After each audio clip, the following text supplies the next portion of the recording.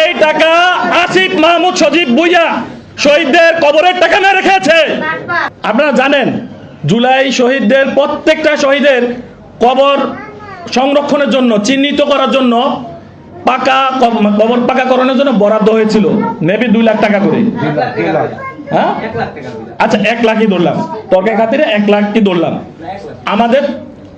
আমাদের শহীদের সংখ্যা 1400, আমার মতে 1700 ধরলাম, 1400 জাতিসংঘ যেটা ইয়া করলো, এই 1400 শহীদের একটা ইয়া হয়েছে, বরাদ্দ হয়েছে। আচ্ছা এখানে শহীদ পরিবারগুলো বলেন আপনাদের কোন পরিবারের যারা সদস্য তাদের এই কবরগুলো কি পাকাকরণ করা হয়েছে? প্রমাণ দেখুন। এই টাকা আসিফ মাহমুদ সজীব ভুঁইয়া শহীদদের কবরের টাকা না রেখেছে। আসিফ মাহমুদ সজীব ভুঁইয়া কবরের টাকা চোর। আপনারা আজ থেকে তাকে